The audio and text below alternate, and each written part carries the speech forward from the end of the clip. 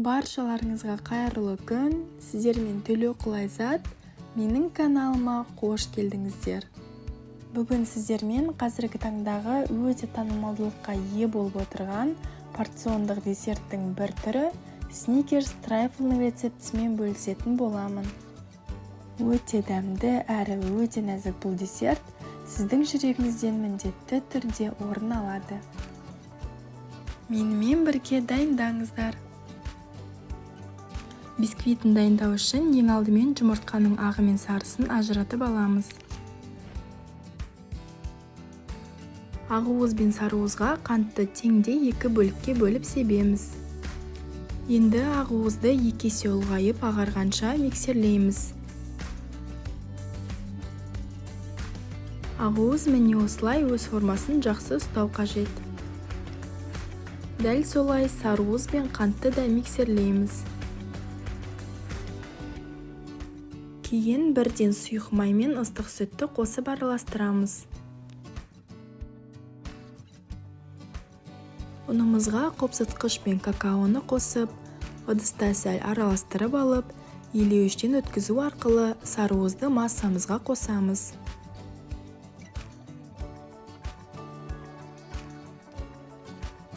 Және де сәл миксерлейміз.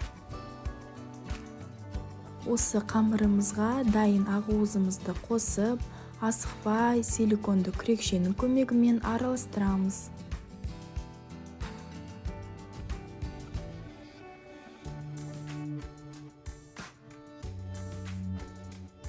Біздің қамырымыз дайын, қандай формада пісірсеңіз де өз еріктеріңіз.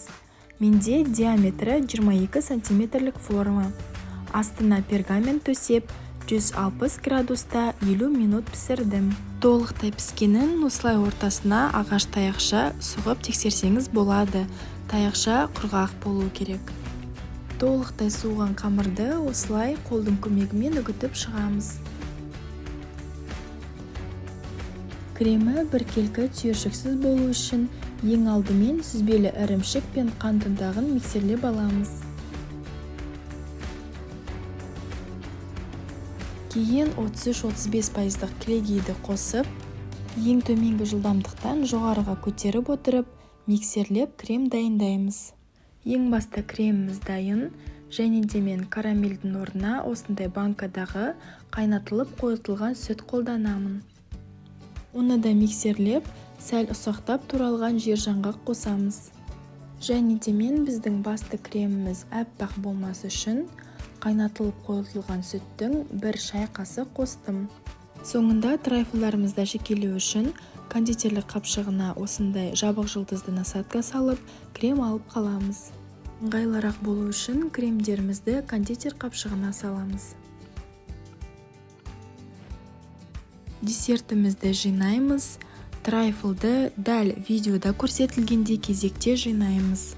Ең бірінші бисквит, одан кейін крем, одан кейін жаңғақты карамель, тура солай, бисквит, крем, жаңғақты карамель, одан кейін бисквит және ең жоғарыға крем жағамыз. Үстін бағана қалдырып қойған кремімізбен әдемілеп әшекейлейміз және жанына қалауларыңыз бойынша шоколад немесе басқа да түрлі тәттілер қоссаңыздар болады.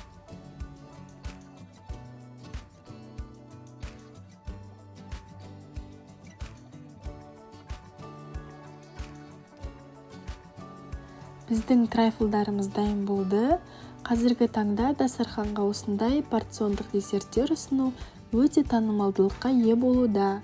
Үстелде өте әдемі көрінеді, әрі базарлық, сарқыт ретінде алып кетуге де өте ыңғайлы екенін айта кеткен жөн. Дәміне келсек, сөз жоқ, дәл сникерс шоколадын еске түсіреді.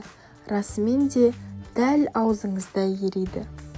Міндетті түрде дайындап көріңіздер. Менде дәл осы рецептпен 9 дана трайфл шықты. Бірақ біраз бисквит қалды. Сіздер сәл крем қосып, көбірек жасасаңыздар болады. Сіздерге видео ұнады деген үміттемін. Егер менің каналыма тіркелмесеңіздер, міндетті түрде тіркеліп, лүпіл басып, комментарий қалдыруды ұмытпаңыздар. алда өте көп рецепттер болады. Сіздермен болған Төлеуқұл Айзат, баршаңызға сәттілік.